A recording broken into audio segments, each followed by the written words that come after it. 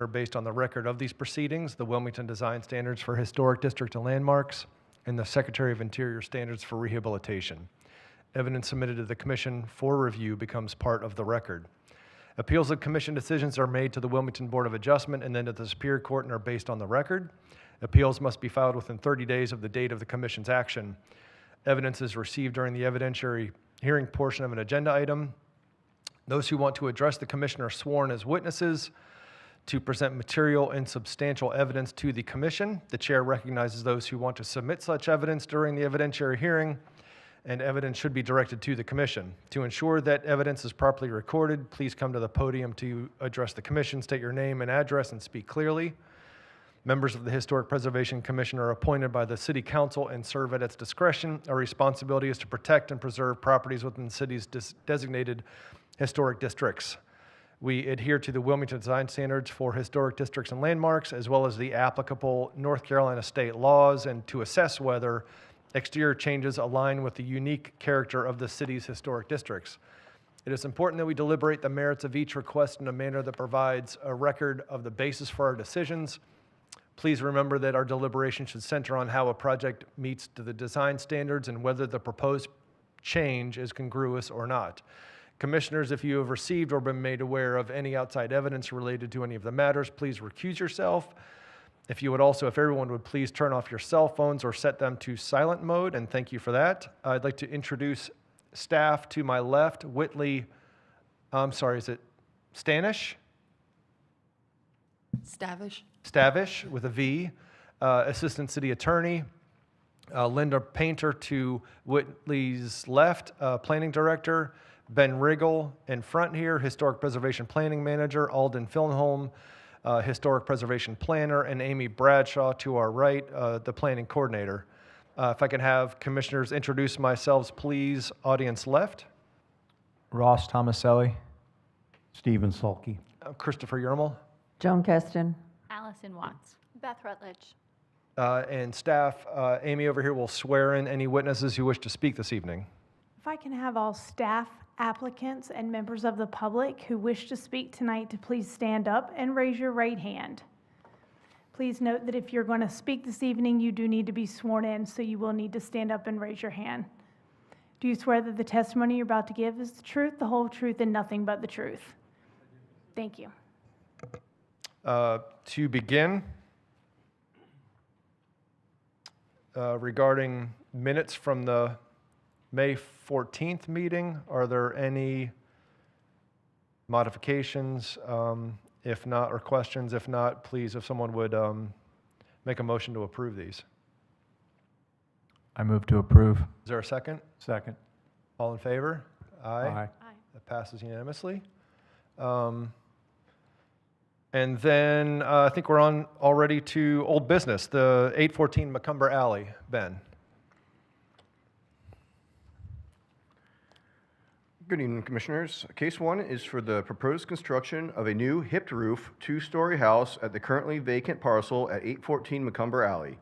The proposed new house was initially presented at the May 14th HPC meeting and has since had its design revised based on comments provided at that meeting to include changing the roof line from a front gable to a hip design and adding additional windows on the side elevations. As described by staff based on direct observation, the parcel at 814 Macumber Alley is currently a vacant grassy lot. The property is a non-contributing resource to the Historic District Residential. Revisions to all portions of the site are subject to design review in this district. The subject property is located on the south side of Macumber Alley, the second full parcel east of its intersection with Polvgot Alley. Although currently vacant, the existing parcel was previously developed with a small two-story frame dwelling as depicted on the Sanborn maps from 1915 through 1955. Based on publicly available historic aerial photographs, the house that was previously located on the parcel was demolished circa 1965. Unfortunately, no photographs of that house could be found in the archives. Because of the slanting nature of Macumber Alley in comparison to the surrounding road grid, the house will be set in a stepped orientation with the neighboring dwellings parallel to the road system. The proposed house will be 26 feet wide by 42 feet deep, including the front porch, with a total height of 30 feet 10 inches. The new house will have a front setback from Macumber Alley of approximately 15.8 feet to the northwest corner and 35.8 feet to the northeast corner, while the rear of the house will have a setback of 15 feet. The west side setback will be 3.9 feet, while the east side setback ranges from 3.9 feet at the rear of the house to 3.6 feet at the front of the house. As initially proposed, the new house would have been front gabled, as seen on the initially proposed facade on the left. But as seen in the revised project plan, the hip is now a hipped roof instead. The front facade will remain 3 bays wide and will feature an integral 2-story stacked front porch with a brick facade foundation supported by 6-inch square panel columns. The main entry will be in the west bay of the first floor, while the second story of the front porch will be accessed by French doors with a transom in the center bay of the second story. The decking of the new porch will be concrete with brick row lock on the first floor, while tongue and groove decking will be used for the second floor. The porch will be accessed by brick steps on the northwest corner of the front north facade. The second story of the porch will have a simple handrail with pickets at 5 inches. The revised house design includes a gable dormer with decorative brackets and a single light window highlighting the slope of the roof on the front north facade. The proposed front door will be a two-thirds light fiberglass entry door with transom over the entrance.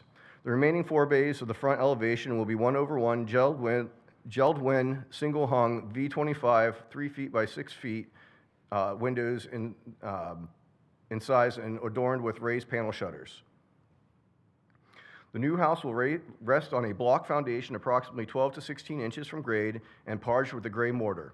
The cladding for the new house will be hardy lap siding with square edge clapboard, while the previously proposed hardy shake initially featured in the front gable end has been removed because of the new hipped roof design.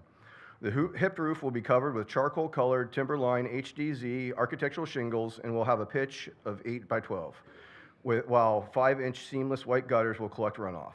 A corbel and a frieze help ornament the proposed roof line.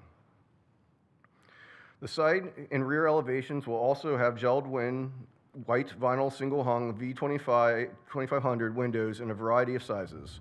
Additional windows were added to the sides, east and west elevations in this revised design based on the comments received by the HPC at the May meeting. The rear elevation will feature a centered sliding door covered by a low shed roof supported by brackets and accessed by brick steps from a 10 by 8 foot patio. The revised proposal swaps the paired windows to the first story with the single windows on the second story as seen in this slide. The wall section as seen here and the foundation plan as seen here are very similar as initially proposed.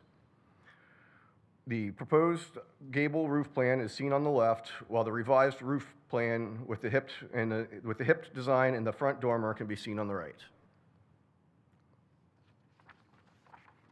The initially proposed first floor plan can be seen on the left, while the revised first floor plan is on the right.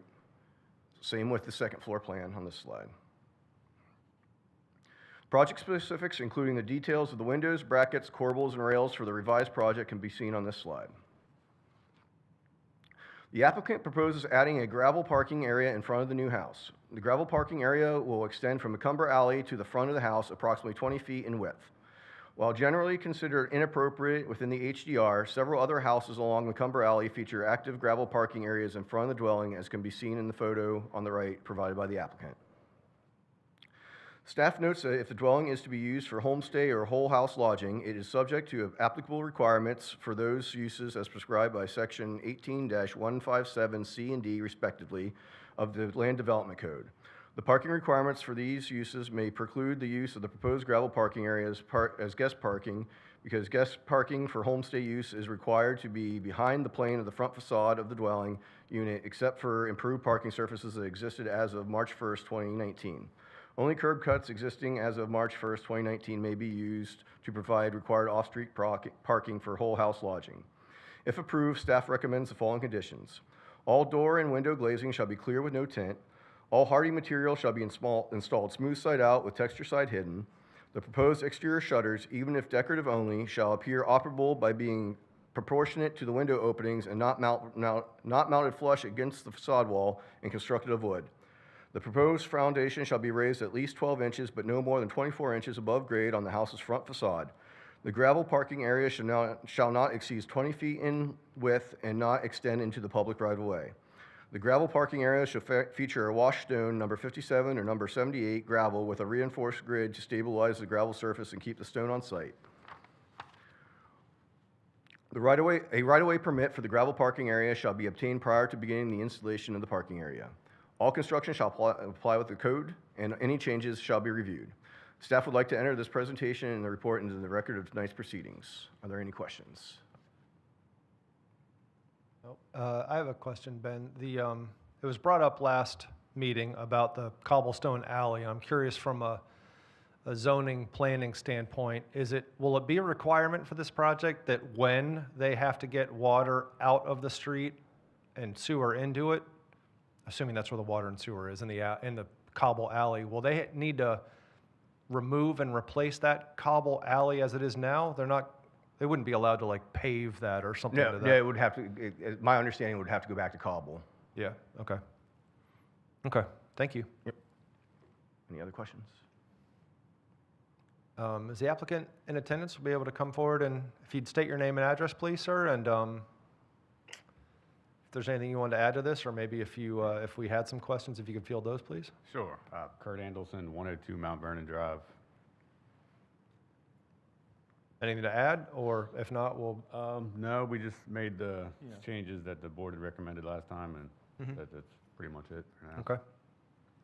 okay. Comments, questions, anyone?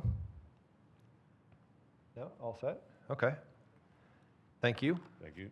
If there's anyone like to speak in favor or against, please, sir, if you'd come forward and state your name and address, one at a time. Draw straws. My name's Michael Belmonte. I live at 816 Grace Street. My concern is the parking and the backing out. The fence goes the whole length of Macumber just about, and numerous times I've had to repair my fence because people keep I'm backing sorry, I into didn't hear it. the last part. What happened with your fence? They back out and they hit the fence. Oh, Okay, and I've had it hit 5 times that I know of, and only 2 times did the people come to me and ask to fix it, leaving it for me to fix. so are you in this house across the street, across the alley from the subject property? 816 would be, this 816, 817 is an empty lot that I own. Okay, And the fence runs along from the top of Macumber down to yeah, about 150 feet, I'd say. all right. And it's been hit a number of times. And I'm concerned because of, they're probably gonna have an Airbnb. Who knows what they're gonna use it for? And those people don't seem to care about other people's property. That's it. Okay. Thank you. Anyone else like to make a comment on this item? Sir, if you'd come forward and state your name and address, please. My name is Anthony Demings at 812 Macumber Alley. Regarding the property, it's the developer's right to maximize their profit, their property, so they can maximize their income. However, I have talked to the gentleman that proposed it, and my disbelief. The house is 1,800 square feet. That's almost double that any other houses on that street is. And if they have Airbnb, we can do the math, a 3-bedroom. There are houses in that area that are saying 6 to 8 people can come there at a time. And it's just too much concentration on that house when you're backing up. And I'll show, oh, there it is right there. On the right-hand side, you see a tape going across the road. That is a tape. And the next one, you just, oh, I can scroll myself. And if you notice, it's only 10 feet wide, the alley. Your garage doors are only 2 feet less. It's a tough alley to get in. It's a very tough alley to back up. You have to do, most of the time, you have to do a 2-point turn, and sometimes a 3-point turn. If 2 cars in that parking lot are even, Most cars are 15 to 18 feet long, so you can just do the math on it. And also, the house is way too tall for the area. Now, for some of you folks that haven't visited this site, we've got some photographs here, and for the audience, and we have homeowners that are on the street. I just flipped right here? Yeah, scroll back up to the, This- she's got it for you. All right. This house here on the left is Gloria's house. It's at the beginning of Macumber Alley. It's a single-story house. She likes to kind of overflow a little bit, but that's okay. They've been there for 90 years. Nobody's going to say nothing for them at all. That's the only photo of the houses I had. Oh, you didn't take the other ones? That came through. Okay. The other houses are basically like the one you see in the front. They're single-story. They have a small yard. They have parking. And the proposed house, to put a large house like that, there's a place for houses like that. It's a nice house. There's nothing wrong with the house. But it belongs on a two-lane road with a sidewalk, and it looks really nice. You put that house on a single alley where only one car can come or go, and sometimes you have to back up because another car's coming in. It's much, much too tall. It does not, it's going to ruin the historical value of that neighborhood. That neighborhood is kind of unique because it's diagonal. It's one of the few roads that are diagonal. They call us the diagonal sometimes because we're different. And I just propose that the house is much too large. We're not against having a house put up. We are not against it at all. Single story, nice, fine. I always hear about the profit margin, but you put a single story house on there, it's going to cost you less to build a single story house. So the dynamics is right there. I propose that that two-story house in consideration not be put there, and the developer could change his mind. Now you got to remember, the developer is the developer wants to maximize their use. They are not going to be the homeowners. The homeowner's going to be mysterious right now until they sell the house. Who knows what's going to happen? It's kind of hard when you know the building, the structure is not going to be owned by that individual, the developer. It's kind of a gray area. So again, I propose that there not be a two-story house there. Thank you. Mhm. Thank you. Any follow-up to this gentleman's comments? No? Okay. Thank you. Thank you. Is there anyone else in attendance who would like to speak on this matter? Sir, if you'd come forward, state your name and address. Good evening. My name's Tim Schomburg. I live at 211 Polvote Alley. Live across the street from Mr. Demings. Kind of agree with a lot of what he has to say. Again, not opposed to a house being built there. I think a two-story house just does not fit with our little neighborhood there.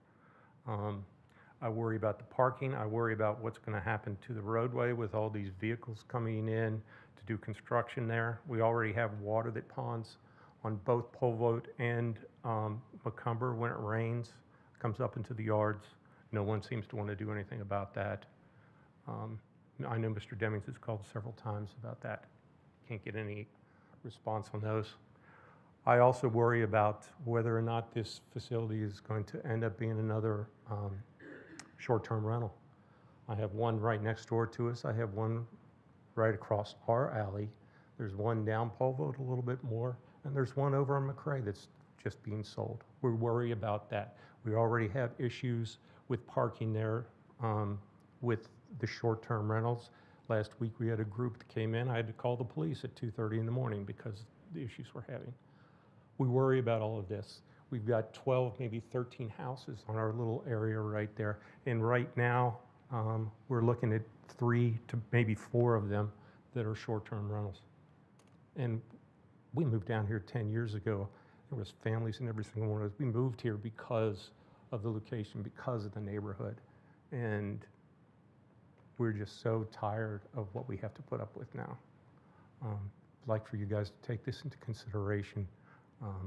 The whole parking situation is nuts. There's none there. And I don't see how, if you're going to have an 1,800 square foot house there, how you're going to get enough parking for these people. They're going to end up in the church parking lot. We just had a nice talk with the church pastor, and they're going to eliminate these cars coming in and parking in their parking lot also. So, concerns, yeah, not sure that a two-story house is what fits in our little two little streets there. Thank you. Sure. I want to point out that we can't really judge or anticipate what the house is going to be used for. This commission, we don't, whether, you know, whether it's short-term rental or it's single family or whatever, we can't, like, the massing, the scale of the house, the size, the appearance, any of the exterior details, we can deal with here, but as far as how it's going to be used, we just can't, we're powerless. Well, this is happening all over Wilmington, and we sympathize. We've been somewhat proactive on trying to work with this. We are restricted by what the regulations are. The most we can say is keep calling city planning every time there's a violation of the parking, of the party, and just keep complaining. Thank you, I appreciate that. Is there anyone else who'd like to speak in favor or have a comment or against or whatever the case may be? Anyone else? Either direction? Anyone? No. The only thing we can deal with was the congruity of the house in terms of maybe, and I wasn't here for May, so I'm not sure how much I can weigh in, but is the congruity of the height of the house with the rest of the block. That's Yeah, pretty that's- much I mean, only that- our jurisdiction. You are more than welcome to weigh in. You were not here last month, but that's the application that's in Yeah. front of us, so yeah, for sure. I don't know if the applicant wants to come back and rebut or say anything about these issues, but this is the second meeting where we've had some, a substantial comment period here by people that have some concerns about this property and what's being planned.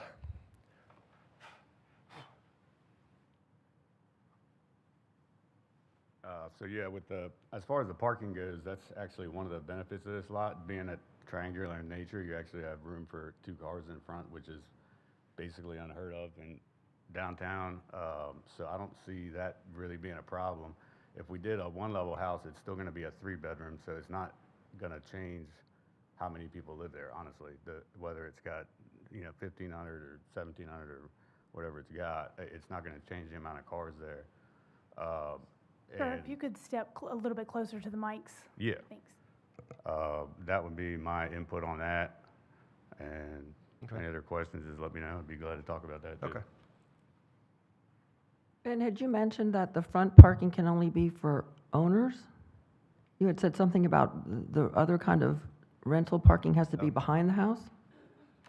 Please clarify that. Yeah, let's see. If the dwelling is to be used for homestay or whole house lodging, it is subject to the applicable requirements for those uses as prescribed in section 18-157 C and D respectively of the Land Development Code. The parking requirements for those uses may preclude the use of the proposed gravel parking area for guest parking, as guest parking for homestay uses is required to be behind the plane of the front facade of the dwelling unit, except for improved parking surfaces that existed as of March 1st, 2019. Only curb cuts existing as of March 1st, 2019 may be used to provide required off-street parking for whole house lodging. Is the commission's, or is it under our purview to be able to supersede that requirement? I don't think it No. is, right, regarding parking. So at some point, planning and zoning is going to probably know if this is a short-term rental, and if it is, then, but they've got this gravel parking lot in front, so I don't know what, But not at 2719 or whatever that date was. One of the conditions is a right-of-way permit for the gravel parking area shall be obtained prior to beginning the installation of the parking area. So they'll have to go through the permit process as well, the right-of-way permitting process. yeah, okay. But you mentioned a date, that it had to be in existence in 20... That was I think that was the curb cut you were talking. March 1st, 2019, or improved surfaces existing as of March 1st, 2019. I'm not sure how much I'm allowed to just, okay. I'll take it, Ben. Okay. So just for the commission, this is a zoning regulation, so it is not within the historic, it's not within your purview. Okay.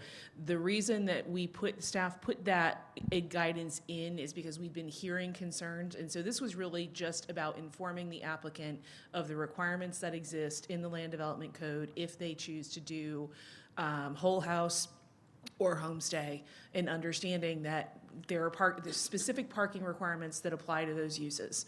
And if they cannot meet them, they are going to be looking for off-site parking if they try to do those types of uses. So really, this was about educating the applicant. We are prohibited from requiring permits for any types of short-term rentals. So the way that we have to deal with it is basically it's enforcement. And one of the things that we have recently done is all property owners in the HDR received a letter informing them of the short-term rental, basically our short-term rental requirements. And some people thanked us for it, and some people were, "Why are you sending this?" Because they don't have them. But we're trying to do more upfront education of those requirements because we do have to enforce them. And it's valuable for the neighbors as well to know. Yeah. Okay. Thank you. Sir, would you like to come forward one more time? Again, my name is Anthony Demings.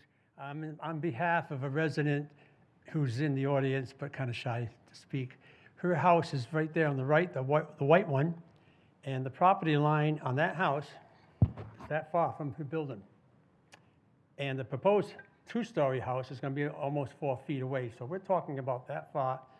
It's depriving her not only of inconvenience, but the sunshine in the area. She's going to be just hammed right in with that two-story house. A one-story house, you can kind of live with it. You'll get some light that would pass over. But her house is 4 feet away is where the construction of that house is going to, the proposed two-story house is going to be. And she's kind of concerned with. Mr. Deming, by the quasi-judicial nature of this proceeding, I love the fact that you're taking that up for her, but Yeah.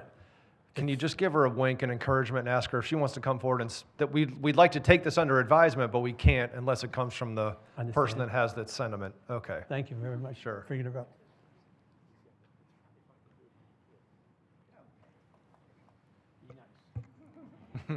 Ma'am, were you sworn in? Did you stand up? Okay. Over, Can you raise your right hand to your your left. left? To your To your- left, and raise over. your right hand. Do you swear that the testimony you're about to give is the truth, the whole truth, and nothing but the truth? Yes. Thank you. I And please state your name. Name and address, please. Yes. Eloise Fennell, and I have And your 816. address? Pardon? Your address, please? For this, Yes. 816. Okay. 816 18 Macumber? Macumber Alley. Okay. Yes. I'm the adjoining property, that White House Okay. you're looking at up there. That property is very close in there. And when you put that tall house in there, I will not have any light in my house at all. You cannot see because it's blocked. There's no sunlight in there. And when it rains, the yard fills up. There is no drainage back there. And when all this new construction comes in and they build up, so that's gonna make all the water drain that much on me, and it will not, it hasn't anywhere to go. You got the street built up, and it's a one-way. You cannot get past each other. Somebody has to wait to get from one end of the street to the other. When the trash is picked up or whatever's coming through, if there's an emergency, you just out of luck. So with all that traffic in there, if I'm coming home and my neighbor's coming home on that end, then we can get in the yard unless we're trying to get past our house. But if we tend to go past, we can't do it. Somebody got to come off. And if we put more traffic back there, it's going to create an even larger problem. And with that water situation, I believe I have tried at least once myself to talk about the water. And actually, I just got frustrated and gave up on it. Okay. Because it was like, okay, nothing to be did about it. But when it rains, there's no drainage. And at one time, I thought, I'm paying to get rid of storm water. And it's all just going in my yard and under my house. So that would create a bigger problem back there for me. Thank you. Thank you. Anyone else like to come forward, speak on this matter? Seeing none, we'll move to commissioner deliberation. So yes, we saw this last month. Some changes were made. Windows on the sides. It was mentioned last month to either eliminate that second floor porch, if not that, then to at least address the scale of this to make it not appear so high and tall and overbearing. And we offered that maybe a hip roof would be a modification, which they did. So I'd just like to see if we can go one by one and see if anyone has any reservations or other comments about this this proposed project. I have a question. All right. How much Stephen. authority, I mean, can we actually tell someone not to be able to build a two-story house and put a one-story house up Mr. and Sulky, move it? speak into your microphone, please. I thought I was, okay. Do we have the authority to tell someone they cannot build the house they want a two-story and only a one-story on a lot? I don't recall us ever doing that, maybe. I think it's a question of congruity with the block. It is. So you think it's just congruity? Okay, all right. It's absolutely an issue of congruity, and completely agree with Joan. I think also the thing that we've been advised is to think about congruity in the district, and this is where it gets really tricky because Macumber Alley is very specific in terms of style. Okay, because, you know, right on Chestnut Street, it's pretty much all two-story right there. I mean, it's just this one diagonal alley that has the ones. And I'm sorry, Beth, were you going to say something else? Did you have a sentence to finish? No, Okay, I'll hold off. okay. the other thing is, too, with the stormwater, Sir, Sir, one minute. I'm sorry, Stephen. What? with the stormwater, Stormwater, we can't. yeah, I've looked at this lot several times, and, you know, Macumber Alley, it's pretty impervious, and it's kind of, I think, higher than the lots around it, so the water's got to go someplace, and this lot, basically, it's not so much, if I was the person, whatever house number that is down on Chestnut Street, I'd be the most worried, because that lot slopes right down to the back of the yard, and the gutters are fine, but where's that water going to go? If you put it out on Macumber Alley, it's just going to go in somebody else's yard. Yeah, we saw this several years ago with another project over on project bordered by South Third Church, Second and Castle, and had a lot to do with stormwater and runoff, and there was nothing we could really do with that from our standing. Well, and if it was a one-story or two-story, it really wouldn't matter. It's the same roof. I mean. Yep. Yep. Are we okay to reopen the evidentiary hearing if someone else wanted to speak in favor of this and close commissioner deliberation for a minute? Yeah. if you want to, yeah. Okay. No vote required. Like, can we ask? Does that seem? I would take a vote just to be safe. Okay. Does anyone, someone like to? Okay. How I about move this? to open up the public hearing. Is there a second? Second. Okay. All in favor? Aye. Aye. Sir, did you have another comment? If you'd come forward, please. We already got your name and address. We have that recorded, but if you wanted to make another point on this? I just want to state that I live on Gray Street, and on that Gray Street, they're all single-family homes. Single So they're story? Single-story homes. There's only one, and that was at the end. It's a two-story home. Mm-hmm. So the whole area is basically one story. Okay. Yeah, it's a mix throughout that area, but this street in particular is all one story. Feels like it's a neighborhood unto itself. Thank you. Okay. Closing evidentiary hearing and reopening commissioner deliberation. Allie, did you have any thoughts, or we can, Ross, what do you think about this? Yeah, I mean, I think it's a unique kind of congruity issue. This alley is very special.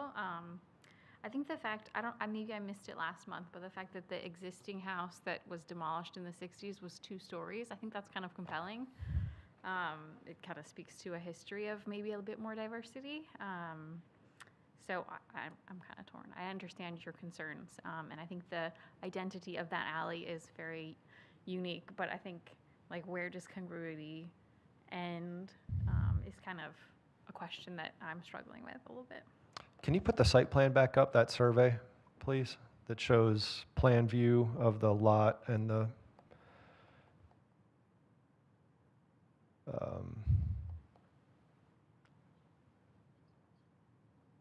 is that you doing that, Amy? Okay. Okay, so, no, back to the, so, okay, well, that's a good one right there. So the Sanborn map, I'm sorry, did you? That indicates a two-story on the Sanborn? Says 2. Yeah. Catty corner to the D. It's a one-story Yeah. porch with a two-story dwelling. I see, okay. One-story porch, two-story dwelling. Okay, thank you. And the other, Amy, But that would have been before the historic district was even before, established. right. Okay, so there's the survey/site plan on the right. And that shows that setback next to the neighbors and what that distance is, which looks like it's 3.9 on one side and 3.9 on both sides, actually, to the property line. Joan, comments, thoughts? I don't think it's congruous, so I would deny it. Okay. Ross? Thoughts? It's a little sticky. That's why I'm trying to go Yeah, around. and it's just tough. get- We talked about this at our last meeting. They've made changes based off our recommendations, and we're trying to find something here that somewhat fits the area. You know, it's like Steven said, if you go right behind this on Chestnut Street, it's 2 stories, 2 stories, 2 stories. So this is a very niche street. I know it doesn't matter, but something on the, you know, what is the buildable footprint of this lot if you did 1 story? 900 square feet? Yeah, I don't know. I mean, it's up to us about that setback. I think the property line, yeah, that property line is there, where the shed is located currently, 15 feet, so it could go back another 15 feet. So I don't know what that all, so 42, maybe add 10, so 52 by 26. Is about, yeah. I think it is compelling that so many neighbors have 1,350. come out to voice their thoughts and concerns about their very special street and neighborhood. Mhm. I haven't been serving in the commission that long, but I don't recall seeing so many neighbors from one street come out to say, this is important. So definitely, it's definitely something worth considering. I think too that you mentioned we don't know what the original 2-story house looks like. That was a concern of mine too, because we don't know how large that house was. The lot does seem fairly deep, so maybe those dimensions were the same, but given the information that we have, given the evidence that we have, even seeing the house that is sort of like a 1.5 story, it seems unlikely that there was a 2-story of this massing there.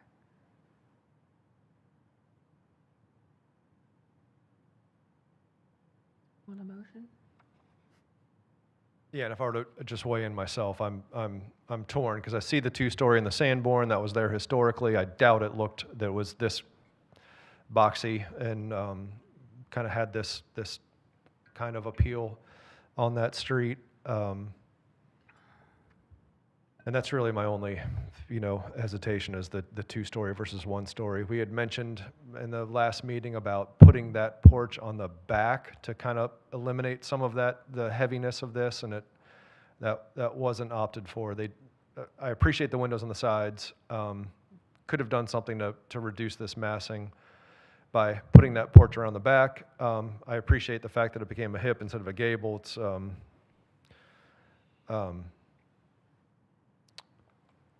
but yeah, it still feels to me like it did last month. It feels just heavy for this block and in this area. So Yes, Joan, you mentioned if someone wanted to make someone is welcome to make a motion. I think we've said all we can say about this. I move to deny the request to construct a new house for the property located at 814 Macumber Alley. This request is inconsistent with the Wilmington Design Standards for Historic Districts and Landmarks based on the evidence provided, including the application and all attachments, testimony presented during the evidentiary hearing, and the staff report. Is there a second? Second. All in favor? If I can get a voice vote, Yep, we will. thank you. So Joan brought the motion, Beth seconded, and then all in favor of that? Okay, so you, anyone? Okay, so any, I'll say aye. Let's start this. Mr. Chairman? yes. I'm sorry, I believe Ben is asking the applicant if they would be interested in continuing to potentially look at a one-story house. So before you take a vote, we just want to give them that opportunity.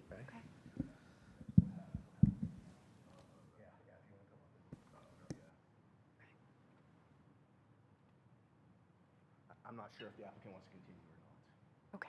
Okay, so we're going to close the commissioner deliberation, reopen the evidentiary hearing.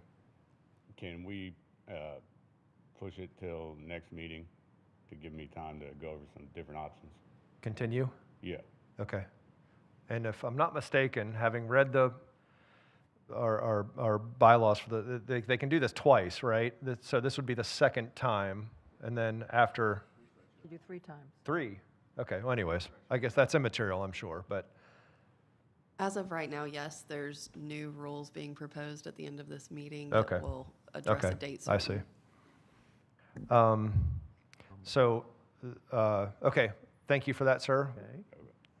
So, would someone like to make a motion? I make a motion to continue To this continue? item number 1 until the July 9th meeting. Okay, is there a second? Second. All in favor? Aye. Aye. Any opposed? Okay, that passes. Let's continue till July. Thank you, sir. Joan, you'll be here for that fun. I will not.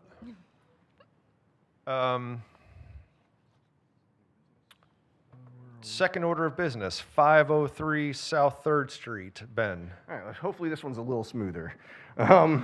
Case number 2 is a request for the installation of an arbor at the front of the property at 503 South 3rd Street.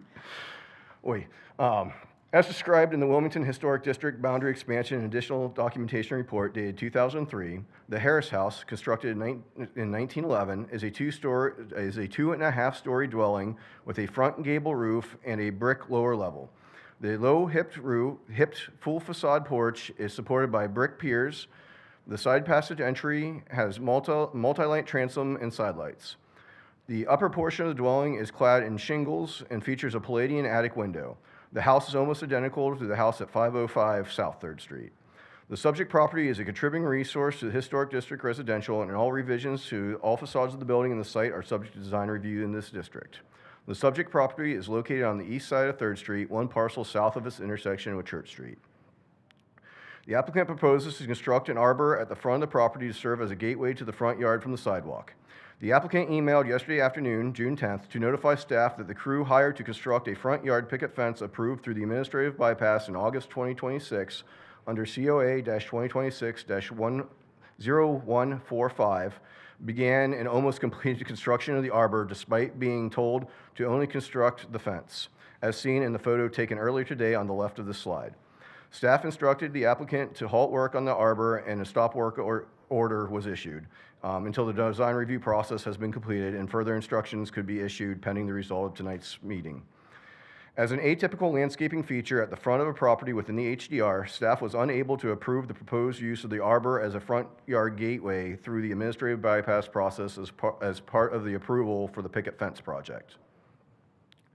The arbor will be constructed of pressure-treated wood with a pergola style measuring approximately 81.5 inches in height, 36 inches in width, 60 feet in length, with a 48-inch pass-through opening. The arbor will initially be left natural, but after a period of time to dry, the arbor will be painted white to match the rest of the front, enough time to dry and cure. The arbor will be painted white to match the rest of the front yard fence and gate. The example of the proposed arbor once painted as provided by the applicant can be seen on this slide. The applicant has also provided photographs of similar arbors within the neighborhood as seen here.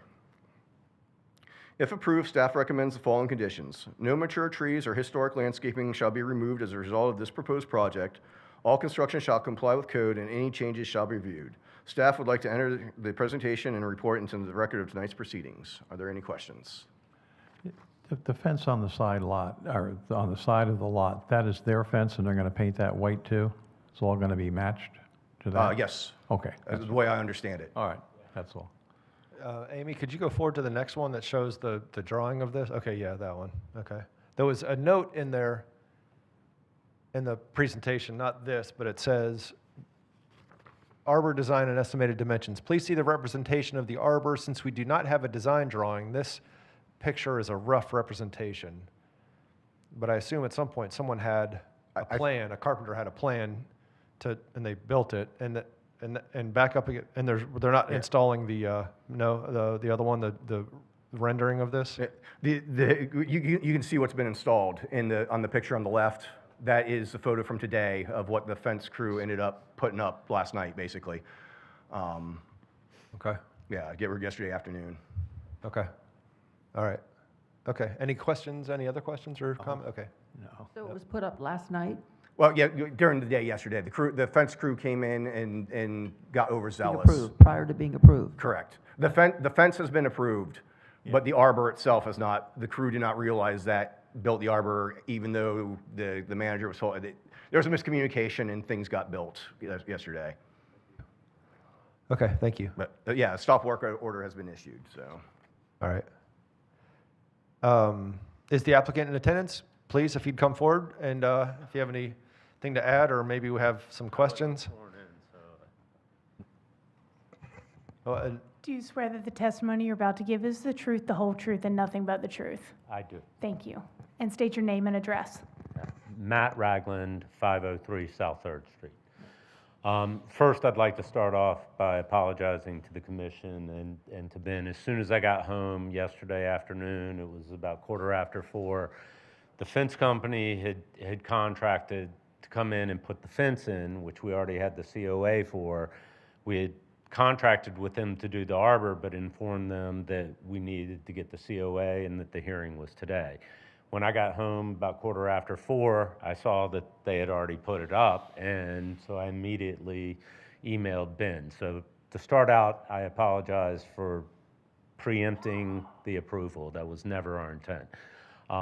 What we're trying to do, we've just bought this home. We moved in mid-January. We wanted to fence the front yard. We've already are in the process of contracting with a landscaping company to come in and put in to landscape the entire front yard. We do plan to put some flowering vines over the arbor, which was the intent. So, you know, the intent is to be consistent with the neighborhood. We very much are excited about being in a historic neighborhood and want to be very compliant with what we need to do. Amy, can you go back to the other photo? That's the rendering. Yeah, that one right there. So there are dimensions now, and this would be able to be updated for the city's and record. they're roughly and no barbed wire, I assume. There is no barbed whatever wire. that is. Gosh, is that? That's good. That's The really, fence company never gave us any renderings or anything, so I grabbed something that was representative off the internet. okay. So you'd be able to update this with dimensions Yes, I based believe on what it is. it's roughly these dimensions. I think it's 7 feet 10 inches is the top of the arbor as I measured it. 710. All right. Yep. Okay. Comments, questions for the applicant? Anyone? No. Okay. Thank you. Thank you. Is there anyone in attendance who would like to speak in favor or against or have any comments? Okay, seeing none. Commissioner deliberation. Someone like to, assuming, I don't know if we have deliberation or someone like to make a motion. I kind of like the barbed wire idea. The barbed wire. Yeah. I'll make a motion. Where are we? I move to approve with conditions the request to install an arbor at the front of the property located at 503 South 3rd Street. This request is consistent with the Wilmington Design Standards of Historic Districts and Landmarks based on the evidence provided, including the application attachments, testimony presented during the evidentiary hearing, and the staff report, conditions of approval 1 through 3. Is there a second? Second. All in favor? Aye. Aye. Any opposed? That passed unanimously. Thank you. What does that mean for the stop work order? Does that become null and void, like effective immediately, or? Okay, Once the order's signed. okay. Okay.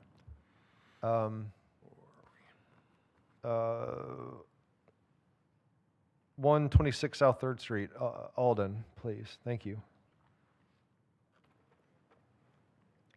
Good evening. Agenda item number 3 is for 126 South 3rd Street, and the request is for the installation of four Friedrich window air units in the accessory outbuilding. The property is located at the northwest intersection of 3rd and Orange Street in the Residential Historic District.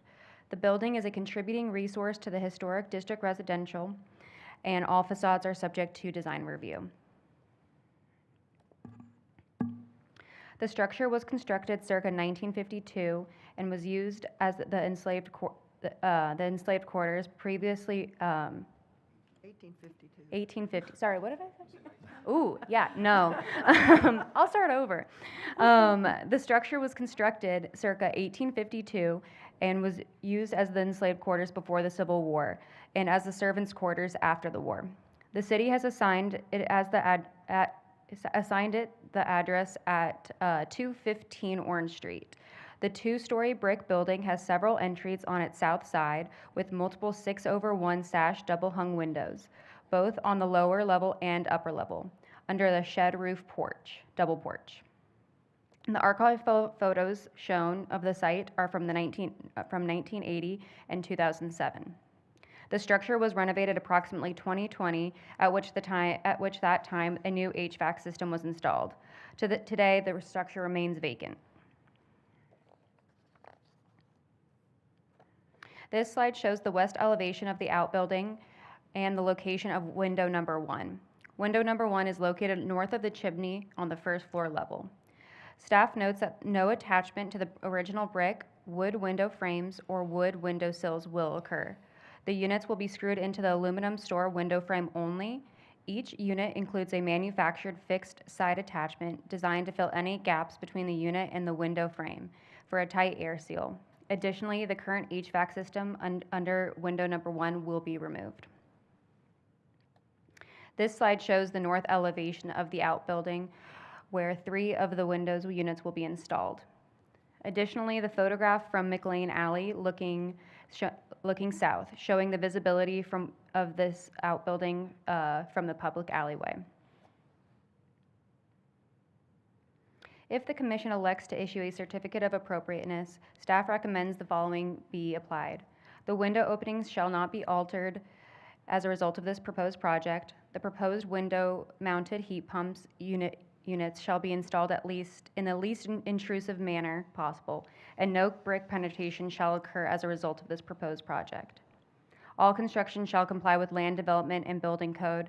All required permits shall be obtained. Changes to the project shall be reviewed by the Historic Preservation Commission, or if minor in nature, by staff through the administrative bypass product. Staff would like to enter the presentation and report of the record of tonight's proceedings. Are there any questions?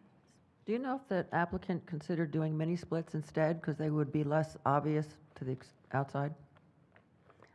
That was, Yeah, yes, the applicant did, but it was going to require penetrations through the brick, they were told.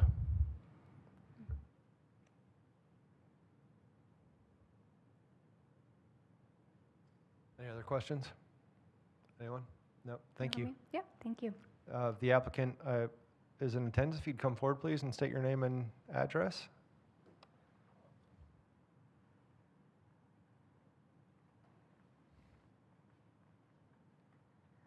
Darren McIntyre, representing 126 South 3rd Street, Lower Cape Fear Historical Society. Amy Rogers, representing 126 South 3rd Street. Lower Cape Fear Historical Society. The question about the mini split, I guess you thought about that, but it was, did I understand right? Put penetrations in the brick and too much work to get that done that would affect the envelope of the building? Yes, so there would be penetration through the brick, and the estimate that we received far exceeds our budget. We are a nonprofit organization. We were getting back numbers in the $40,000 to $50,000 range, and that far exceeds our $10,000 budget. If I understand from your packet, the issue is organic growth, That's correct, and yes. the ducts have organic growth. Have they been cleaned?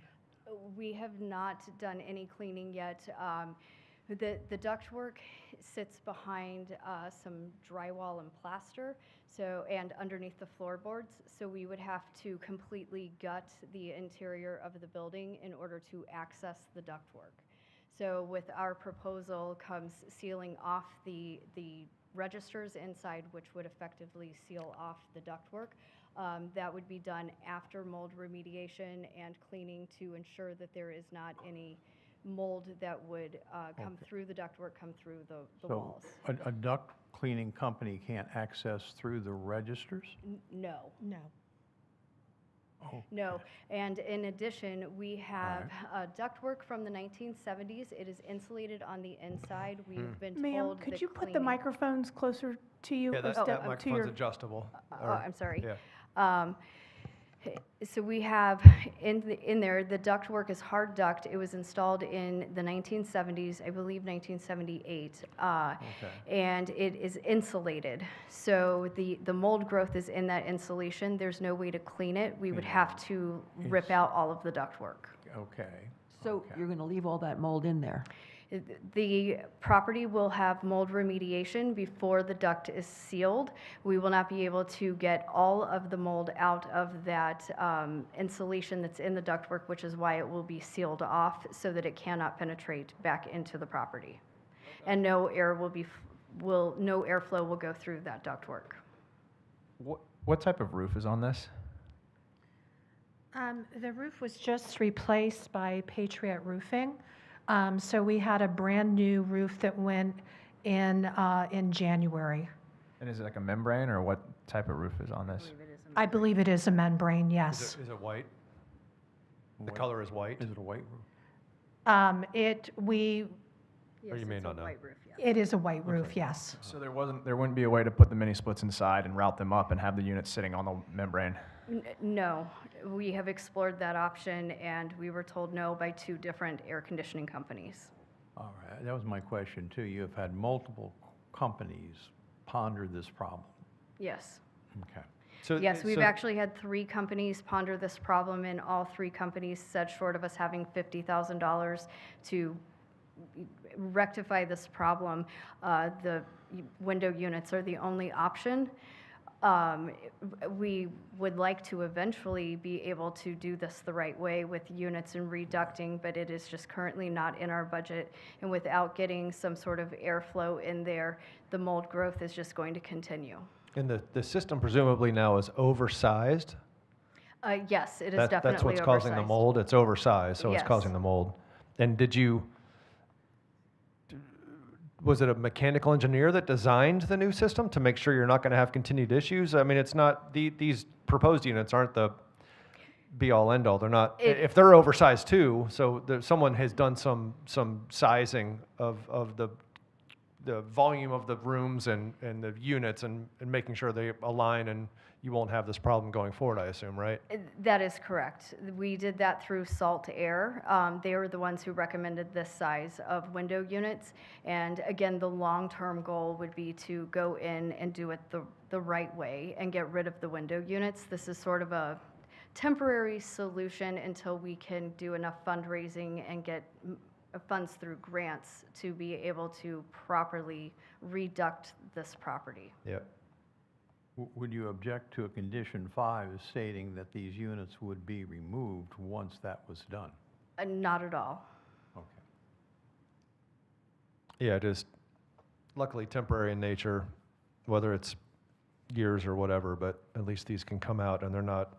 Or how old are those windows? Do you know? Do they have like counterbalances? Are they balanced by sash weights, or are they from the 80s, from 77, 78 when that major renovation was done? Do you know? It's my understanding that the windows would have been the same age that UNCW came in and helped with the restoration, so that would have been in the late 1970s. 70s, okay.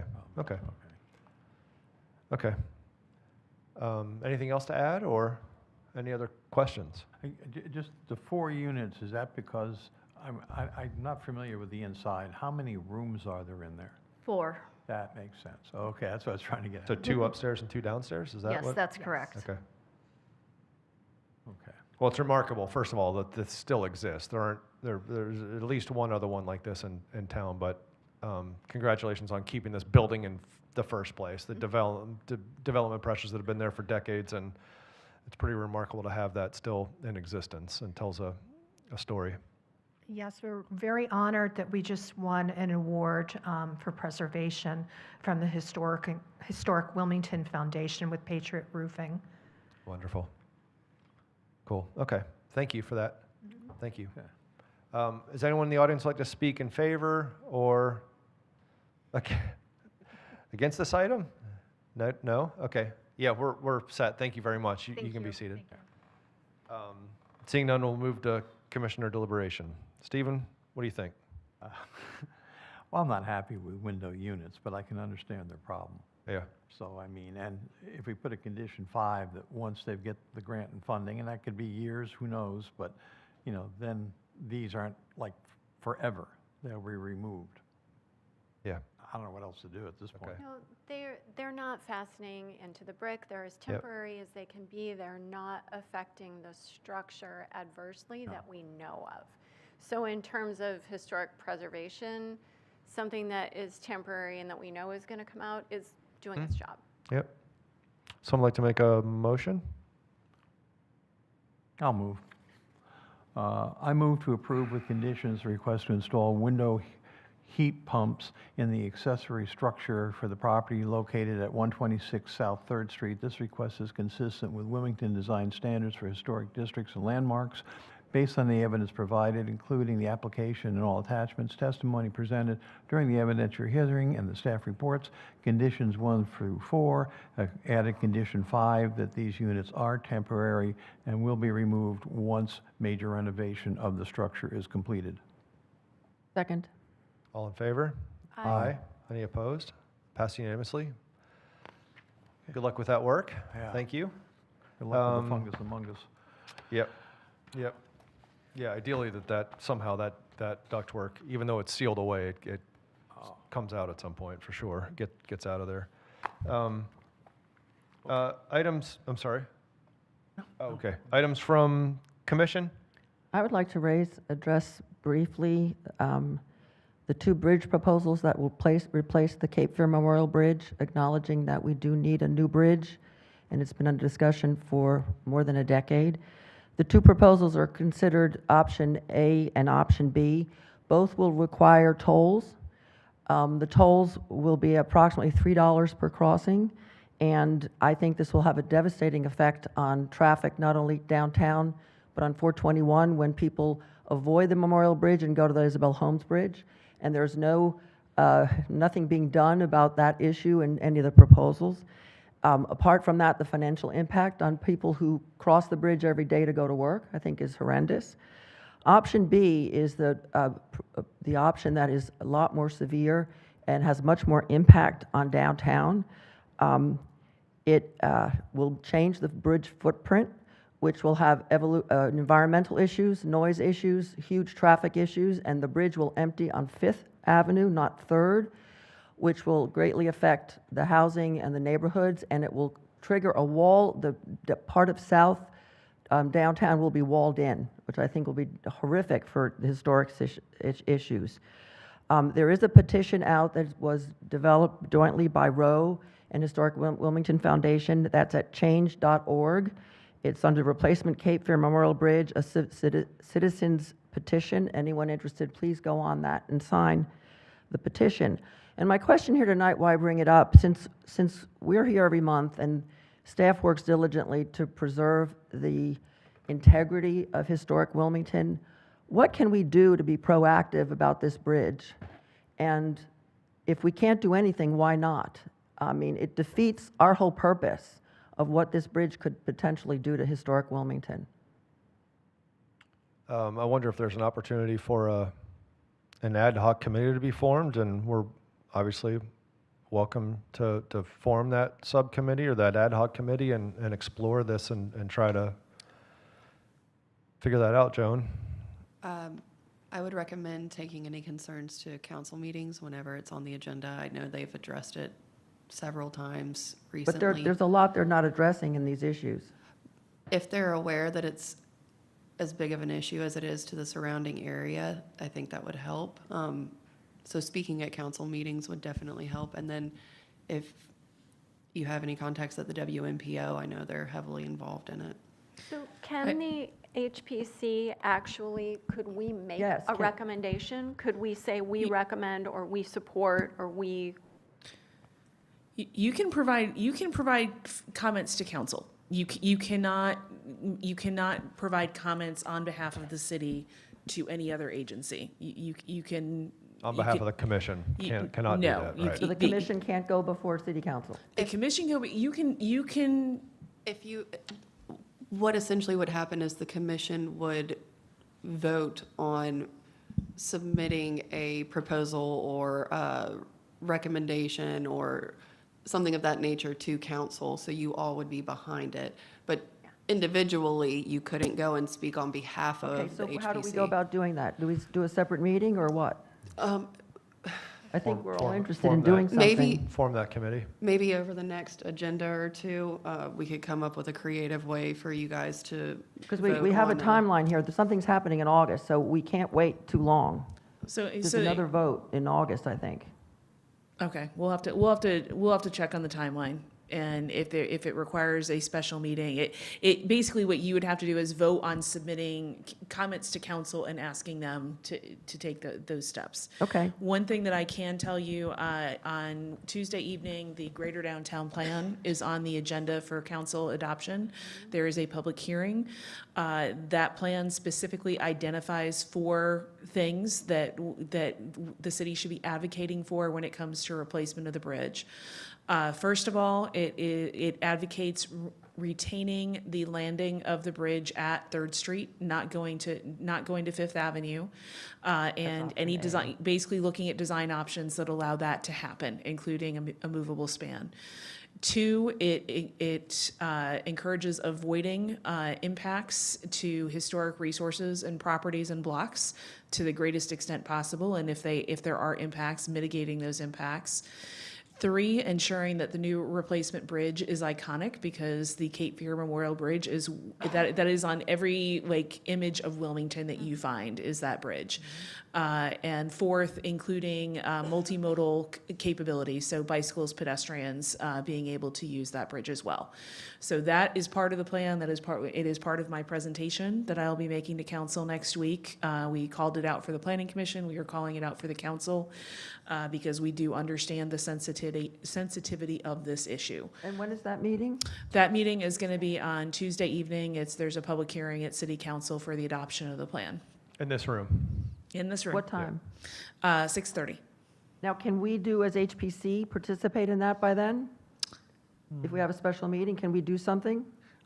I don't think we can get a special meeting in before that hearing. It's 48 hours. It's 48 hours. 48 hours. So. But individually, you could go. You can go. You just can't. You cannot stand up and testify to council and say, "I'm speaking on behalf of the Historic Preservation Commission." I understand but that. you can speak as individuals. But again, it's I also want to just say, the hearing is on the plan. It is not on the bridge. The bridge is a part of it. Those comments are a part of it. So you can speak and say, we support this, or we want more. We want something different in the plan regarding the bridge. You do also have the option to sign up to speak at City Council. They have 3-minute time slots. They do 10 at every meeting that you can speak on any topic. And when do you sign up? You sign up online, and I think the form is generally open. I will have to. But you have to do it before the meeting. Yes. There's a list the day of the meeting. It's like a overflow list in case somebody doesn't show up and you're there. Miss Penny, the clerk, will go down that list. So in addition to that meeting, could we still separately have a special session where we develop our position? So our position, okay. Yes. So We can, is there any downside to doing that in addition to, you No, know? you're the Greater Wilmington project you're presenting, correct? the Greater Downtown Plan, yes. Right. So, yeah, no, we could clearly be in addition to that. Oh, for sure. Okay. Sure. Yes, because again, that plan is for 18 neighborhoods. The bridge it's an important component, which is why we have a 2-page spread that identifies those four things that. So can we need to be- target doing something so that we can be before the city council at July meeting? Can we put that as a timeline? Yeah. Is that okay with everybody? Of course.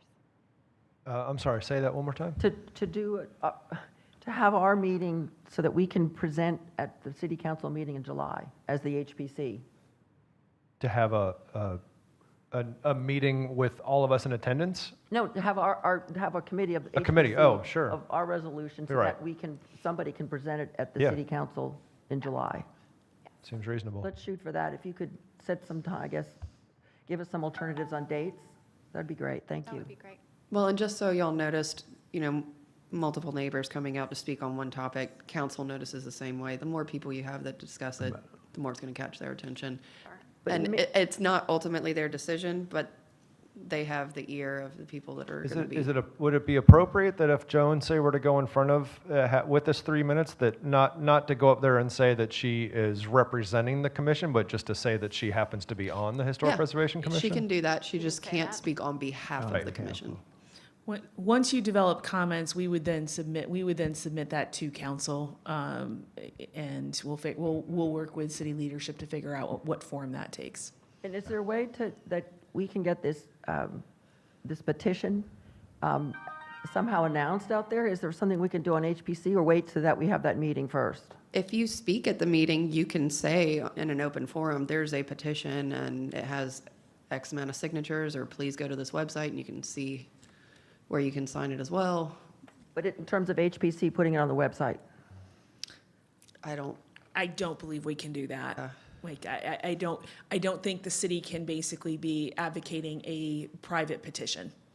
So, Can I ask a stupid question? Where is No. where is the engineering report on the current structure as to its deficiencies and the estimated time of additional usable life? That's probably the Wilmington Metropolitan Planning Organization has some I information about that. I would have to defer to the North Carolina Department of Transportation Yeah. and the Wilmington Metropolitan It Planning seems, all I Organization. hear is this rush to put up a new bridge, and nowheres do I hear any public statements on exactly what's wrong with the current one and how many more years before it crumbles into the river and everybody dies. That information is publicly available. Okay, yeah. all right, It's in bad condition. And- Very yeah, expensive to keep it maintained. And I would venture a guess, the Wilmington Metropolitan Planning Organization adopts a metropolitan transportation plan every 5 years. That's a That's federal, okay. that's a federal Every requirement. They identify projects in those. I do not know when the Cape Fear Bridge was first identified.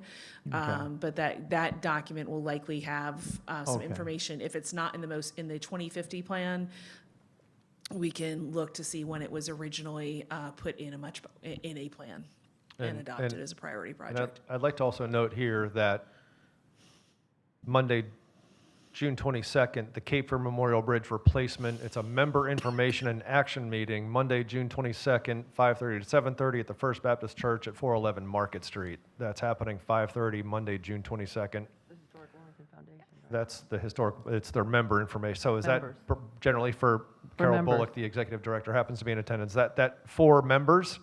So if you're not a member, you can still go, right? Okay, right. So But online, when you look, they ask you if you're a member or if you want to become a member. There's no way you can sign up when you're not a member. You just show up? Okay. Monday, June 22nd at 5:30 at the First Baptist Church at 411 Market Street. What day is it? Monday, June 22nd, 5:30, 411 Market. Any other items from Commission. I do have something. Beth, go. So, as we know, there are 12 trees that are coming down on 3rd. I had a really great informative meeting with Erin Reese and Gina Essie. I was trying to just understand the process and the procedure a little bit more. Super informative.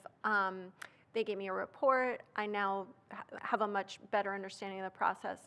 Erin gave me something from SHPO during that meeting. I took it home and I read it. SHPO says that given the high probability of the area to contain such sites, a rehabilitation and replacement sewer project along 5th Avenue parallel to the APE resulted in the recordation of several features and 3 new archaeological sites through archaeological monitoring, all contributing to a greater understanding of the history of downtown Wilmington. Given the high probability of the area to contain such sites, she's talking about First Pres, we recommend that comprehensive archaeological monitoring be conducted during the undertaking. We look forward to working with a consultant to further refine the high priority areas and develop the scope of work for needed monitoring. She talks about the purpose of the monitoring, which is to identify archaeological sites and make recommendations. She goes on to suggest our office requests consultation with the Office of State Archaeology, review archaeologists to discuss appropriate field methodologies. You can find the review archaeologist for your region at blah, blah, blah. Okay. So Erin responded to that, and the second letter, she says, thanks for your email regarding the above referenced undertaking. We've reviewed correspondence. We understand that the project does not hold a federal or state permit or funding and therefore is not required to adhere to Section 106 of the National Historic Preservation Act and the Advisory Council of Historic Preservation's regulations for compliance with Section 106, codified at 36 CFR Part 800, nor North Carolina General Statute Chapter 121-12A. Should federal, state funding, and or permitting become involved, the undertaking will need to be reviewed again in accordance with the aforementioned legislation. We would, however, like to reiterate that the area of potential effects, APE, for this project is located within the National Register listed Wilmington Historic District and considered to have a high probability for containing archaeological features. While not required, we still recommend that comprehensive archaeological monitoring be conducted during the undertaking given the high probability for archaeological resources to be uncovered. Please refer to our previous letter dated April 15th for further language on the monitoring process. So the issue is that around First Pres, they're taking out multiple trees. They will be doing stump grinding, and then they will be replanting at some point. So the city has said, we're not going to get an archaeologist. But what I'm wondering is, as the HPC, can we say, we'd like you to get an archaeologist because the SHPO recommends it, and this is a historic district, and we know that just 2 streets over, that during construction that archaeological artifacts were found. I understand that Ben has been asked to possibly participate and monitor, but what the SHPO is recommending is an archaeologist. And I'm wondering if we can recommend, can we at the HPC say, well, we understand that you're not going to, we just would like, for the record, we'd like to say, we would like you to because this is a historic district and there's a likelihood, or at least a probability, that there are archaeological artifacts there.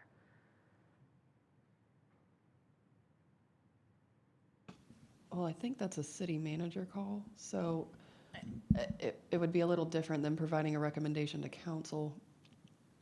I mean, I think if the commission makes that recommendation, we can carry that forward to city leadership that you're requesting that they do that. I can't commit that they will because Sure. You know, is the SHPO acknowledged the archaeological portion of this is a requirement if there's state or federal funding. Sure. Yes.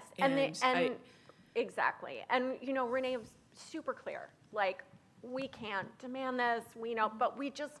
Gosh, we'd love it if you would, you know? And I think as, you know, because they're doing their job as the State Historic Preservation Office, and we could do, you know, we could do our jobs as the HPC and say we're trying to, you know. Beth, I'm sorry. Could you speak into the microphone? Oh, I'm sorry. We would say that, you know, we're trying to do our jobs as the HPC and steward the historic district. So given that it's the SHPO's recommendation, could we say we also recommend? We know that we cannot demand. We know that we can't, we recognize that. But could we also say that it's been recommended by SHPO, we also recommend? I know at least for other boards, like Clean Energy Advisory Committee has made plenty of recommendations to management. I don't see a problem with you guys making recommendations and even Okay. reaching out to management individually. Okay.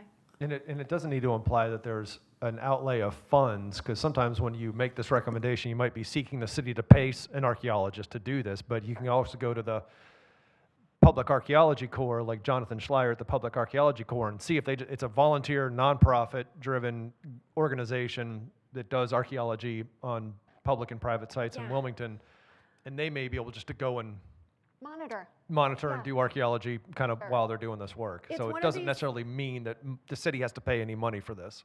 Absolutely, and it's one of these things there's no harm in asking, there's no harm in having an archaeologist look, but there might be harm in having no one pay attention, you know?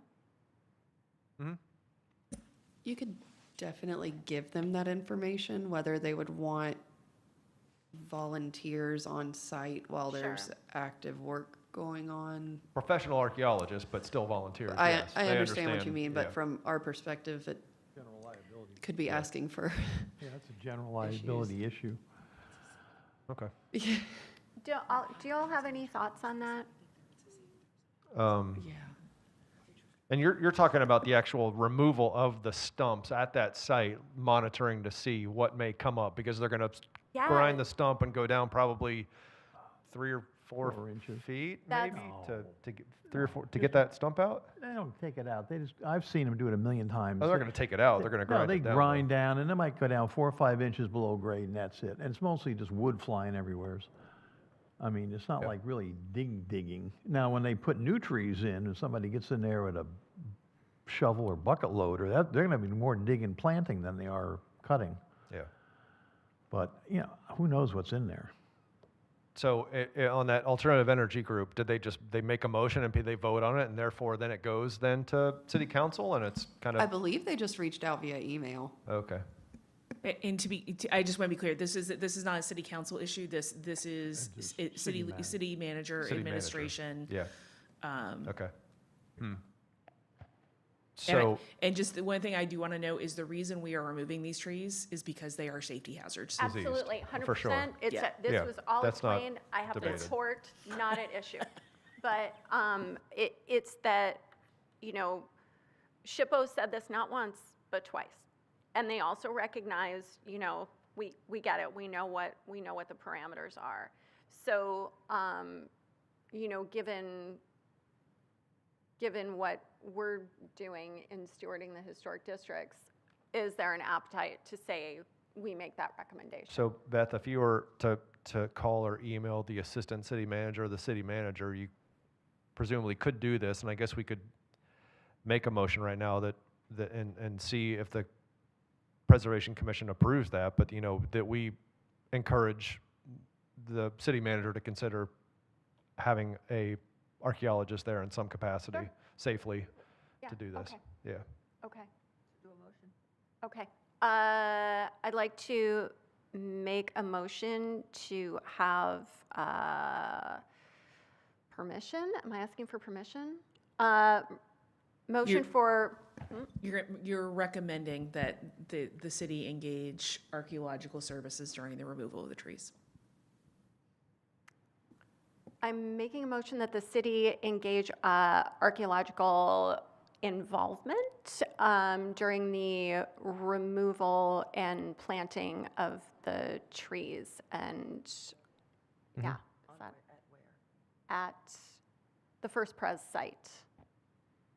Okay. Is there anything else? Is there a second? Second. Joan? That was sticky. All in favor? Aye? Aye.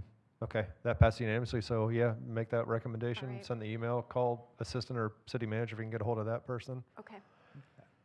Other items? Just briefly, this sometimes happens, we have just 3 agenda items on our meeting, but it was brought up last month at the commission meeting at 218 McRae Street about the windows that that the city staff, preservation staff, just as a matter of course, will allow on a bypass level historic wood windows to be removed and replaced with new wood windows. It's kind of an in-kind replacement, but it's not. It's that practice of taking an old window that maybe has been in a building since the late 1800s, removing that window and installing a new one is wrought with potential for getting that installation wrong, and it can lead to problems going forward once those windows are replaced. So I would actually like to propose, I would love for a committee to get together, and I would like to do it with myself and perhaps another commission member and maybe someone like Carol Bullock or someone from the Historic Wilmington Foundation, if we could get together and have a meeting with staff to look at this policy of just simply allowing for wood windows, any wood window in the city, to be replaced with a new wood window. I don't know if there's what kind of evidence is needed. The evidence from 218 McCrae didn't seem substantial. I'm not sure if that person came to one of the planners and got approval to pull out the original wood windows and install new ones, but it seems like there's an opportunity here for a learning, because I don't know that the city understands some of the problems with going ahead and just allowing people to pull out these old wood windows and install new wood windows that are inferior. They're just flat out inferior, and it's really hard to get it right. I think we're asking for bigger problems, and I don't think there's an understanding of how easy it really is to work on old wood windows. It was mentioned in a meeting we had several months ago that anybody that's on this commission that has an issue with this and they want, it was something to the effect of, if they want to find additional work, they can tender a resignation and go about coming to commission meetings and doing work on wood windows. I'm not sure exactly who that was directed to, but if it was directed to anybody on this commission, it's like, I think that was beyond the pale and I didn't appreciate it. So anyways, I think there's some misunderstanding with the substituting new wood windows with old historic wood windows, and I'd like to propose that there is a committee, a temporary ad hoc committee that works with a couple of people on this commission and work with some folks from Historic Wilmington Foundation, get together for a workshop and just see, like, demystify old historic wood windows and let people know Historic Wilmington Foundation does workshops and demystifies the process and shows homeowners that sign up to go to, I think maybe they do it at Stevens Hardware or some other location, like okay, it's not, this isn't difficult. So I would like to be a part of some, encourage us to consider an ad hoc committee that allows for this, to have this ad hoc committee and work with staff on kind of understanding more about this. I'm going to just quickly clarify some kind of overarching theme there. When we get applications for wood replacement windows that can be approved through the ministerial bypass, we do encourage replacement. We send them to encourage repair. Sorry, we do yeah. God, what is with me tonight? Oh my gosh. We do encourage repair, and we do refer them to the Historic Wilmington Foundation's what is it? The Preservation Resource Network. And then we do encourage them to look into that. So it is not just okay, here you go, but we do encourage them. We encourage them to explore that option, but ultimately, if the owners would like to replace it with an in-kind material, that does fall within the scope of the guidelines.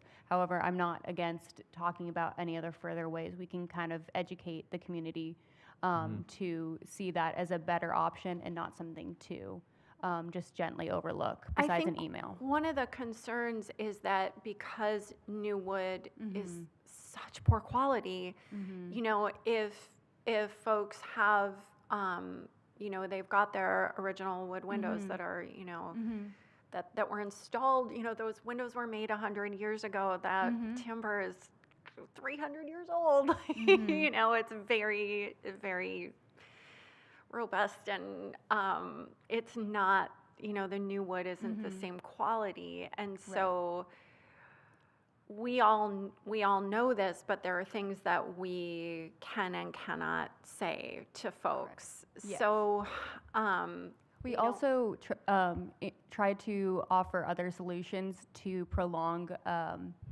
replacement rather than repairs, such as storm Storms, windows, yeah. and we've had good responses to the Indo windows. So they're interior storms Yeah. that can infiltrate sound and heat and cool. So Sure. those are other options that we offer, but it is up to, inevitably, if an owner still feels strongly Of about course. replacing those. But we're always open to other options as well. So would an ad hoc committee be able to, like, what would be in our purview to do? What would a committee be able to do? Make recommendations, do education? Like, what would an ad hoc committee be allowed to do? No, it's okay. Right. And Gina is the one that, so is it actually a guideline? Is that a guideline that if a homeowner wants to come, so I appreciate the encouragement, but is that part of the guideline that if someone wants to just go ahead and disregard a recommendation and just go ahead and remove all of the old original wood windows and install new wood windows? That's my, I think that's my issue is, it doesn't seem like that should be allowed as a matter of course, Well, aside from the city's recommendation. It isn't, as a matter of course. So number one, under door and window standards, so retain and preserve original windows and doors, including sashes, frames, glass, lintels, sills, stools, trims, shutters, and hardware. Examples of character-defining features to be preserved include transoms and sidelights. Repair, rather than replace, original windows and doors.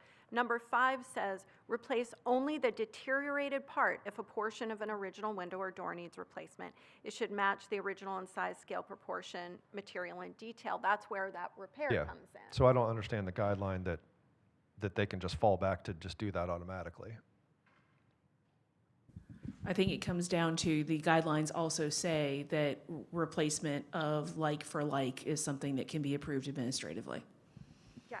So I will say it's very difficult for us as staff to tell a property owner, we can encourage and we can say, you can repair these. There are people out there who can help you repair them.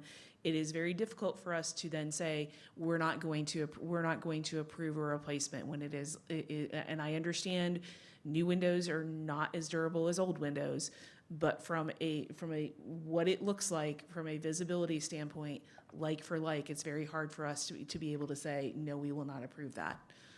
Okay. Well, I'm going to just work on this personally with historical window. We'll come back on this. I won't be at next month's meeting, but we'll come back on this in a couple of months. We'll just look at this again more.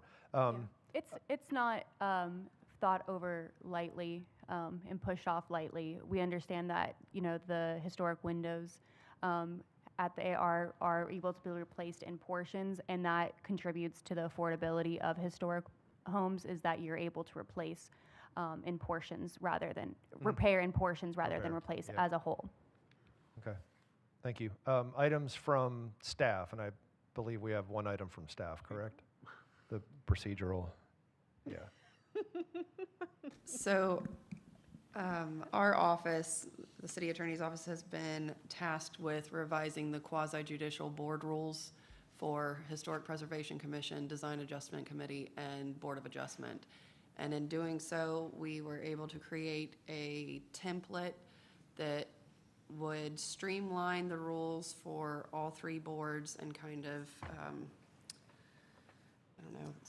provide some uniformity amongst them so that there's no confusion. Consistency. Yeah. So basically, it's just scaled down the rules that you currently had to address membership, board, or conduct of meetings, what else? Statutory standards. Trying to think what else we did. What Continuances.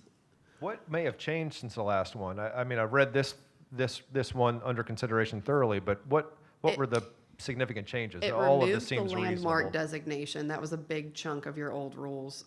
That's going to be addressed separately because It's not quasi judicial, number one. It's not how you operate your meetings, number two. It's how we process applications. And so we did not feel that was appropriate as part of the rules and procedures for the board. So the policy for landmark designation that was adopted remains in place. So we will probably be coming back to you at some point with recommended changes to those. Again, as Whitley said, a lot of this was trying to be consistent and be clear. How do we handle continuances? How many continuances can you have? Some of the other changes included our previous board and commission rules and procedures identified the specific day of the month and time when the boards and commissions would meet. The reality is we have different members who may have different schedules, and we did not want to be in a position where when you are adopting an annual calendar, you are tied to the second Thursday of the month at 5:30 p.m. because it is in the rules and procedures. And to be clear, to amend rules and procedures, it is not just something that you need to weigh in on and vote on. It needs to go to the appointments committee of the city council and then to the city council as a whole. So amending these is a process. It is not something that we can do overnight. So I think the other item that we are doing is where things are covered in the land development code, we are simply referring to the land development code as opposed to stating it in your rules and procedures. So the example I'll give is that previously your rules and procedures specified where appeals from your decisions go. That's handled by the land development code.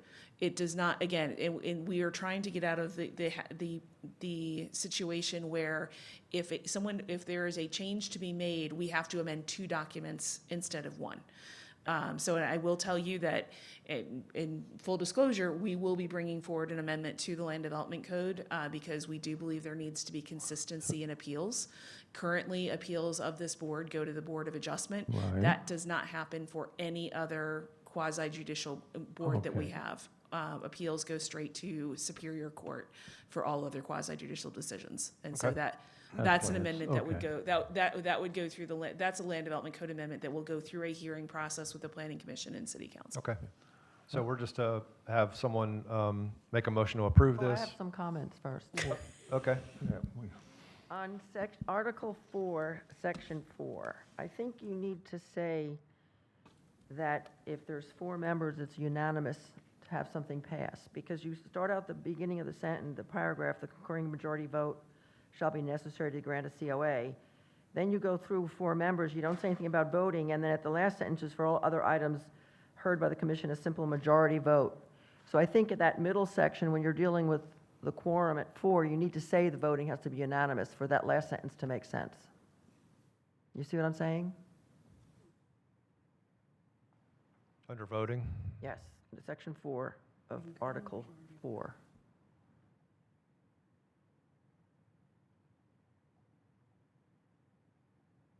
Because you say the last sentence is for all other items, a simple majority, but you don't show anything different than that.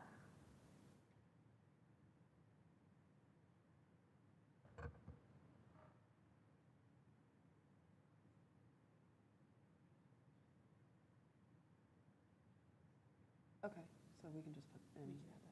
Okay, we can add that. And then I also had a question on Article 5, Section 6, when you start talking about findings of fact shall not be based upon hearsay evidence or opinion testimony. When you have a professional opinion from an engineer or construction, that is evidentiary, even though it's a professional opinion. So I think you need to be careful when you refer to opinion in that sense. Because you could include then somebody who's contracted to give an opinion about a structure, and it is even though it's professional, it comes in as evidence, but you broadly say opinion testimony. Well, that would be the competent and material evidence part. I just think you should specify, I mean, when you say opinion, that it's not, I mean, I was just concerned about that. Personal opinion. Competent material evidence, but in terms of just anybody reading this, that, you know, or unless you want to say competent material evidence, including opinions or professional opinions or something, because that to me could raise an issue.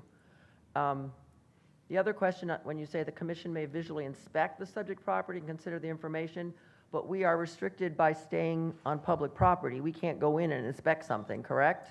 Correct. You can inspect it from the right-of-way. So then I think we should say that here, because the way you say it, you don't limit it. Okay. I had a question about the site visit. Yeah. What qualifies as a site visit? Because we just, like, I walk by or drive by, but it's not, I'm not like convening with anybody. Like, is it a That's site it. visit? That's what we need to clarify, because you can't go in, you can't have a meeting. Yeah. You're just walking outside. So I think that needs to be I know, like, for clarified. our other boards, specifically Board of Adjustment, we have a member that discloses at basically every meeting, I drove by the site or I visited the site, and he literally just drives by, parks his car, takes a look, and leaves. So if you're in the vicinity, that's, So I thought we were supposed to do that. Like, You don't- right? you don't have to, no. No, but like, I mean, I live downtown, and so like, I'll be, walking the dog, I'll be like, well, I'm gonna walk past this house and check it out, and, cause, it's on the, these folks are on the docket, and like, I don't go up and talk to anybody, but do I need to tell you guys, And you hey, I can't, walked because past then this then you'd house? have to recuse yourself, because it would be outside information. This is, yeah.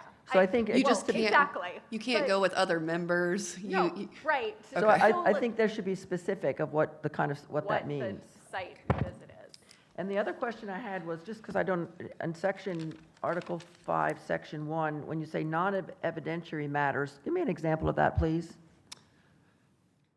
Because the That would- first one the is landmark. evidentiary hearing. and then- Landmarks. So landmarks? adding a landmark to the study list, designating something as a landmark is a legislative decision. Gotcha. So When you discuss your motion or proposal to council about the bridge, that's a non-evidentiary.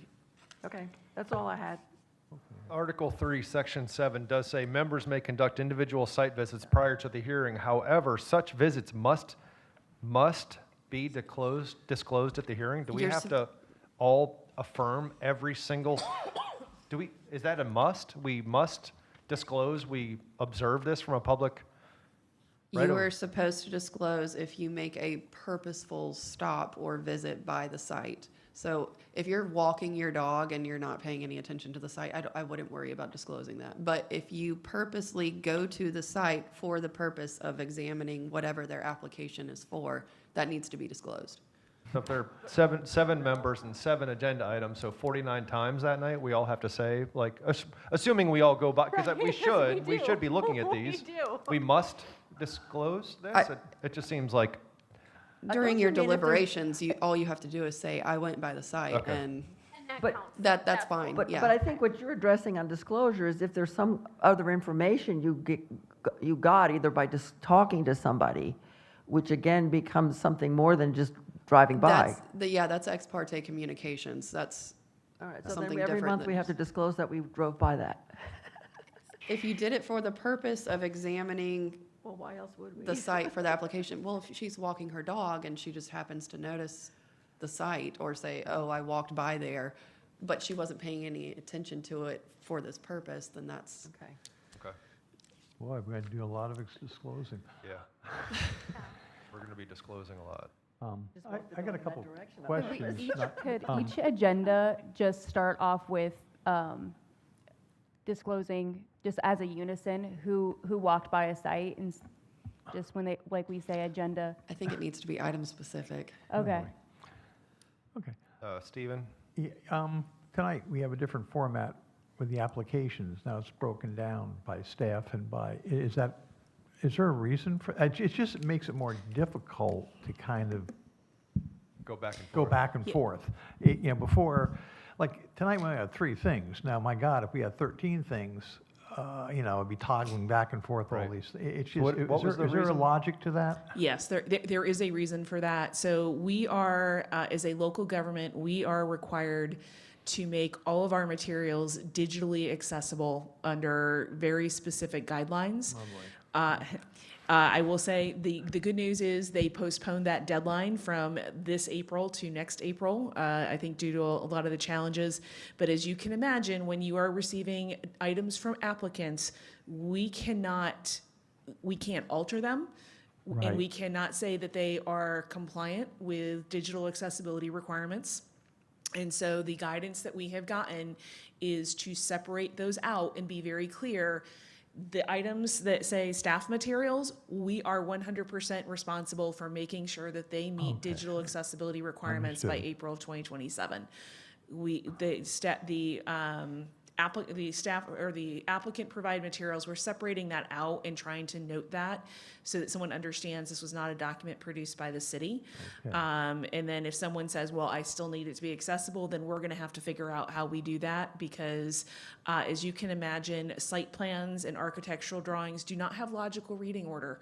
And we've not figured out how to handle that. So, and I don't know that any other municipality in the country has. Yeah, good luck with the ones that look like a 3-year-old with a crayon did the thing. I'm done next April anyway. That's the end of my second term. So after that, God bless. One more question. I believe we're losing 2 members here. Do we have replacements? I have not yet heard that the city clerk and the appointments committee are aware. I thought we were. Mhm. Don't we? Yeah.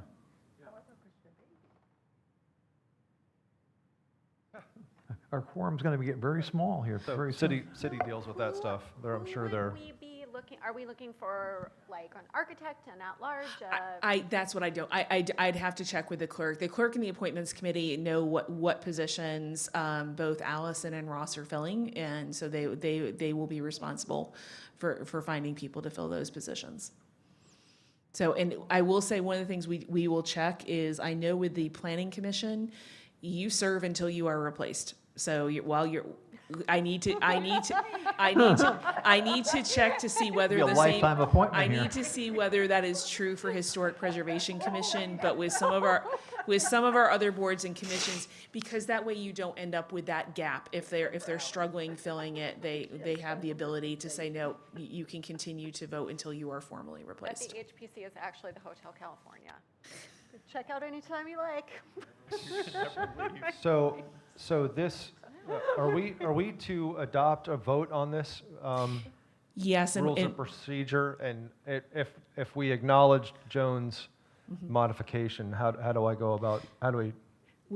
Yeah, you would make a motion to approve, and then with the conditions that we'll make these grammatical changes to it. And I also wanted to mention that the rules require for every quasi-judicial board and board member to attend a School of Government quasi-judicial board training per term.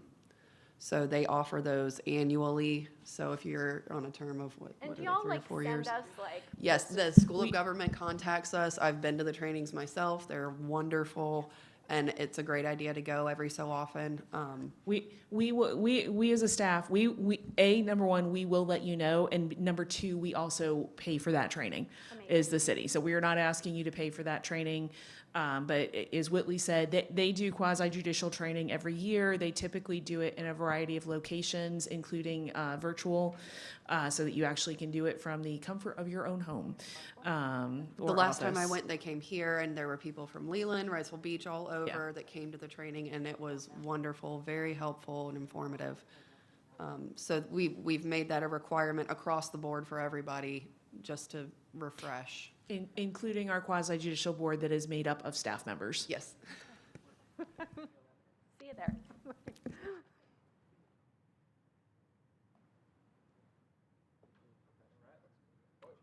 Okay. Makes sense. Righty then. You want me to do the motion with the changes I suggested? I move to approve the restated rules of procedure for the Historic Preservation Commission, City of Wilmington, North Carolina, with the following changes. Article 4, Section 4. The second sentence will mention that if there's 4 members present for a meeting, voting must be unanimous. And that opinions based upon his hearsay in Article 5, Section 6, in the reference in Section 6 to finding of fact shall not be based upon hearsay, evidence, or opinion, testimony other than professional opinions, which will be which would be considered material evidence, competent material evidence. Is there a second? Yeah. Second? Second. Alex Aye. seconds. All in favor? Aye. Aye. Aye. Any opposed? That passed unanimously. And I make a motion that we adjourn for this meeting until next July. Is there a second? Second. All in favor? Aye. Thank Aye. you. Thank you very much.